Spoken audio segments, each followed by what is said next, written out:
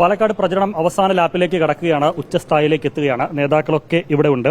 Shanimol Usman, KPCC രാഷ്ട്രീയകാര്യ സമിതി അംഗം, ഒരു മാസമായി പ്രചരണത്തിനായി ഇവിടെയുണ്ട്. ഈ പെട്ടി വിവാദം ഉയർന്നപ്പോൾ പെട്ടിയിലായ അല്ലെങ്കിൽ അതിലൊക്കെ പെട്ട ഒരാളാണ്. താനൊരു പരാതി കൊടുത്തിരുന്നല്ലോ, ഈ പോലീസ് റൂമിലേക്ക് അതിക്രമിച്ച് കയറുന്നൊക്കെ പറഞ്ഞിട്ട്. അതിലേക്ക് ഒരു അപ്ഡേഷൻ എന്താണ്? പോലീസുമായി ബന്ധപ്പെട്ടോ, അന്വേഷണ സംഘം ബന്ധപ്പെട്ടോ, എന്താണ് ഒരു നിലവിലെ സാഹചര്യം? ഈ സംഭവം നമുക്കറിയാലോ, 6-ാം തീയതി വെളുപ്പിനെന്നോ അല്ലെങ്കിൽ 5-ാം തീയതി അർദ്ധരാത്രിയിലെന്നോ പറയാൻ പറ്റും. 12 മണിക്ക് ശേഷം ഉണ്ടായ സംഭവമാണ്. നമ്മൾ 7-ാം തീയതി തന്നെ പരാതി കൊടുത്തു. പരാതി DGPക്ക് കൊടുത്തു. 2 ദിവസം കഴിഞ്ഞപ്പോൾ ഞാൻ DGP നേരിട്ടൊന്ന് വിളിച്ചു. ഞാനൊരു പരാതി തന്നു. പരാതി കിട്ടിയിട്ടുണ്ട്. അപ്പോൾ തന്നെ അന്വേഷണത്തിന് ഉത്തരവ്. ഒരു അന്വേഷണവും ഇല്ല, GDയിൽ അവരെഴുതിയിട്ടില്ല. ഈ പോലീസുകാരുടെ ഈ വരവും പോക്കും FIR ഇട്ടിട്ടില്ല. അതിനകത്ത് ഒന്നും ചെയ്യാതിരിക്കുക. ഇത് കേരളത്തിൽ സമാനതകളില്ലാത്തൊരു പ്രശ്നമാണിത്. ഇത് നമ്മൾ വെറുതെ വിടാൻ പോകുന്നില്ല. ഞങ്ങളുടെ നേതാക്കൾ തന്നെ നിയമവിദഗ്ധരുമായി ആലോചിച്ചുകൊണ്ടിരിക്കുന്നു. 20-ാം തീയതി കഴിഞ്ഞ ഇവിടെ ലോകമുണ്ടല്ലോ, തെരഞ്ഞെടുപ്പ് കഴിഞ്ഞാൽ.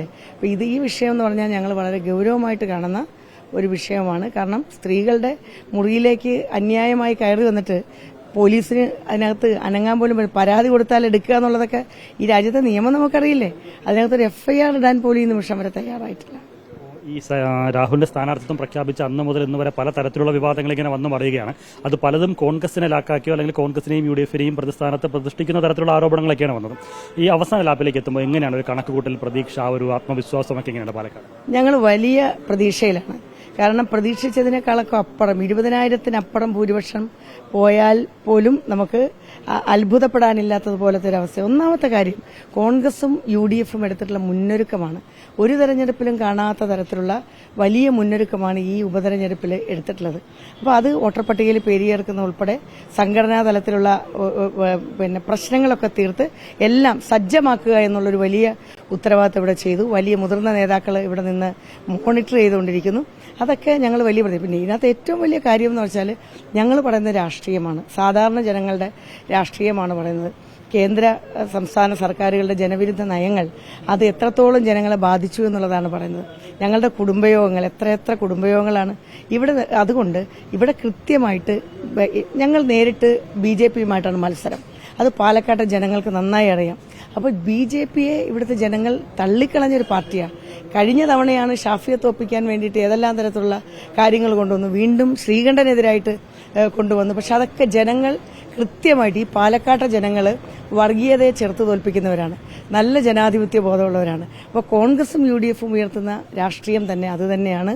മതേതരത്വം കാത്തു സൂക്ഷിച്ച് ജനാധിപത്യ മൂല്യങ്ങൾ അധിഷ്ഠിതമായി മുന്നോട്ട് പോകുന്നത്.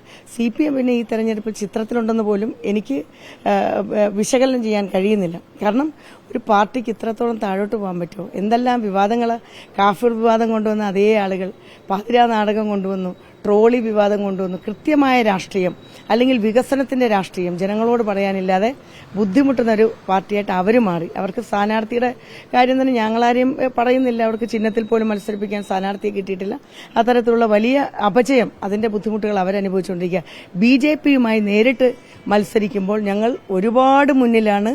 ഞങ്ങളുടെ സ്ഥാനാർത്ഥിയെ കൃത്യമായി ഇവിടെ പ്ലേസ് ചെയ്യാൻ കഴിഞ്ഞു. അതിന്റെ ക്രെഡിറ്റ് മുഴുവൻ ഐക്യ ജനാധിപത്യ മുന്നണിയുടെ പ്രവർത്തകർക്കാണ്. മത്സരത്തിന്റെ സ്വഭാവം പറയുമ്പോൾ ലാസ്റ്റ് ടൈമിൽ പലതരത്തിലുള്ള നാരേറ്റീവ്സ് വരുന്നുണ്ട്. UDF-ഉം LDF-ഉം തമ്മിലാണ് മത്സരം, UDF-ഉം BJPയും തമ്മിലാണ് മത്സരം, അതല്ല UDF-ഉം CJPയും അങ്ങനെ പല തരത്തിലുള്ള നാരേറ്റീവ് വരുന്നുണ്ട്. പാലക്കാട് മത്സരത്തിന്റെ സ്വഭാവം ഇത്തവണ എങ്ങനെയാണ്? ഡയറക്റ്റ് ഫൈറ്റ് ആരുമായിട്ടാണ്? ഇത് ഡയറക്റ്റ് ഫൈറ്റ് UDF BJPയുമായിട്ടുള്ള ഡയറക്റ്റ് ഫൈറ്റാണ് ഇവിടെ നടക്കുന്നത്.